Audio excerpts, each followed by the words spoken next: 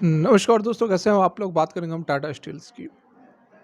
ज़बरदस्त यहाँ पर अपडेट निकल कर आ रहे हैं। इसके क्वार्टर थ्री के कुछ नंबर्स हैं जो कि बहुत ही कमाल के आए हैं। सारा कुछ जानेंगे इसी एक वीडियो में। रिक्वेस्ट रहेगी, वीडियो अच्छी लगे लाइक करके हमें मोटिवेट जरूर करें।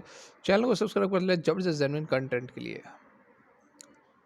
तो यहाँ पर देख सकते हैं अभी अभी की लेटेस्ट अपडेट निकल कर आ रही है, जिसमें कि बताया गया है कि इसके जो क्वार्टर थ्री के नंबर्स हैं उससे कुछ अपडेट पहले नंबर से पहले अपडेट आते हैं।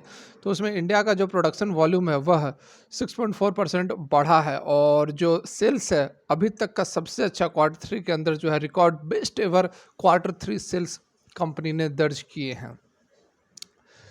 यहाँ पर आप देख सकते हैं क्या कुछ अपडेट निकल कर आ रहे हैं। नीदरलैंड की यदि बात करें, टाटा स्टील की जो नीदरलैंड की यूनिट है तो उसके अंदर डिक्लाइन हुआ है, 23% का डिक्लाइन है। 1.17 MT प्रोडक्शन हुआ है कंपेयर टू 1.52 MT जो कि पिछले साल रहा था। टाटा स्टील यूके की बात की जाए तो यहाँ पर एक मोडेस्ट ग्रोथ है, 1.4% का ग्रोथ देखने को मिला है। 0.73 MT रहा है, पिछले साल 0.72 MT था। थाईलैंड की यदि बात की जाए तो फ्लैट सा रहा है, 0.27 MT YoY, मतलब बहुत ज़्यादा कुछ अंतर नहीं है। डिलीवरी वॉल्यूम की यदि बात करें तो India continue its positive trend with 3% increase totalling 4.88 MT compare to 4.74 MT in the previous year. ठीक है, तो इंडिया के अंदर ग्रोथ अच्छा नजर आ रहा है। However Tata steel Netherland faced 7.9% decline in delivery volume reporting 1.29 MT compare to the 1.40 MT YoY। तो नीदरलैंड के अंदर तो डाउनफॉल है थोड़ी बहुत, वॉल्यूम के अंदर भी देखा हमने, और यहाँ शुरू में परसेंटेज वाइज भी हमने देखा कि गिरावट बन रही है। फर्दर यदि टाटा स्टील यूके की बात की जाए तो 4.6% गिरावट हुई है डिलीवरी वॉल्यूम में। 0.63 MT पहुंचा है जो कि पिछले साल 0.66 MT था। टाटा स्टील थाईलैंड जो है उसके अंदर भी सिग्निफिकेंट यहाँ पर डिक्लाइन नज़र आ रही है। 13.8% की गिरावट है डिलीवरी वॉल्यूम में। 0.25 MT है, पिछले साल 0.29 MT रहा था। In the third quarter Tata steel India की यदि बात की जाए कर्ड स्टील प्रोडक्शन की तो वह 5.32 मिलियन टन पर है, जो कि 6% YoY के बेसिस पर और YoY के बेसिस पर, दोनों ही बेसिस पर 6% की तेज़ी हमें जो है टाटा स्टील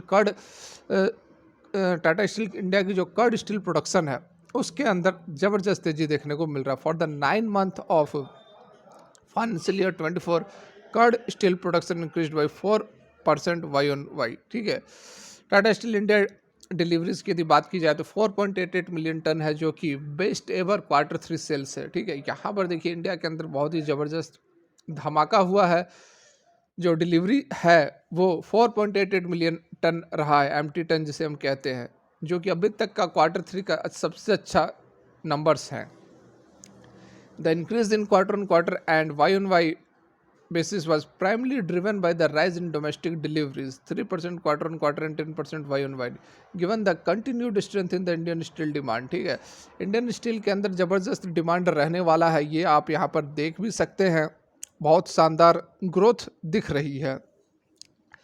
9 मंथ जो फाइनेंशियल ईयर 24 चल रहा है इसका 9 मंथ निकल चुका है। Tata steel registered the best ever deliveries which were higher by 6% on YoY basis.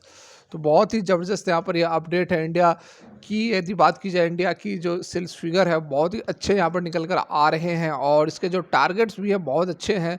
आने वाले समय मल्टी बगर रिटर्न बिल्कुल दे सकते हैं। कुछ और अपडेट्स है उस पर भी नज़र डालते हैं। यहाँ पर यदि हम ब्रोकरेज की बात करें तो आप देख सकते हैं कि कोटक इंस्टीट्यूट का कहना है कि टाटा स्टील के शेयर में जो है पिछले 2 महीने में 20% की तेज़ी रही, और पिछले 6 महीने के अंदर 23% की तेज़ी देखने को मिली है। इसका कारण है क्योंकि ओवरऑल मार्केट के अंदर तेज़ी रही है, हालांकि इसके मार्जिन में गिरावट आई है। ठीक है, मार्जिन में गिरावट आई है। कोटक कह रहे हैं कि यूरोप में स्टील स्प्रेड में लगातार दबाव है। कोटक ने कहा है कि टाटा स्टील के लिए कोकिंग कोयले की कीमत दिसंबर तिमाही में 300 साढ़े $300 प्रति टन पर बनी हुई है।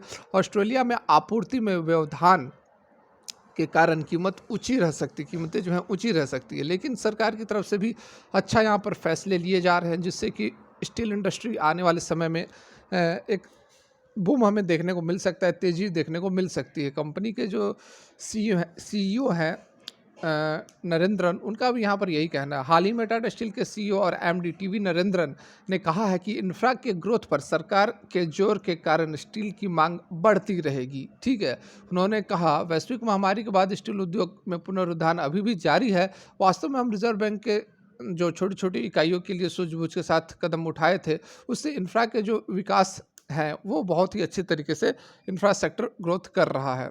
हालांकि कुछ चीन से भी जो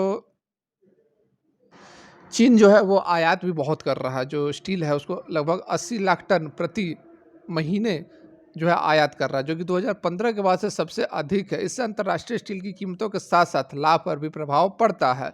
सीईओ के मुताबिक टाटा स्टील को अपनी बाजार हिस्सेदारी बनाए रखने के लिए हर साल अपनी क्षमता से 10 से 20 लाख टन अपनी क्षमता को 10 से 20 लाख टन बढ़ाना होगा और इस दिशा में काम भी चल रहे हैं। तो डेफिनेटली यहाँ पर जैसा कि आपने देखा है कि सरकार ने जो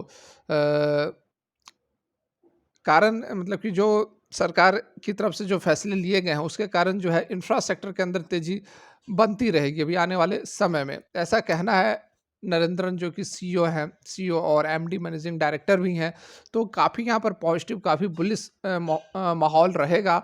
और मर्जर की अब खबरें तो निकल कर आ ही रही है, जनवरी में उसका भी समय है। तो सारा कुछ यहाँ पर अच्छा चल रहा है। आप लॉन्ग टर्म का व्यू बनाकर रखें, Tata steel, Tata Motors, Tata power आपको मालामाल बना सकते हैं। फिलहाल के लिए वीडियो यहीं तक अच्छी लगी हो तो लाइक करके मोटिवेट जरूर करें। Thanks for watching, have a great day.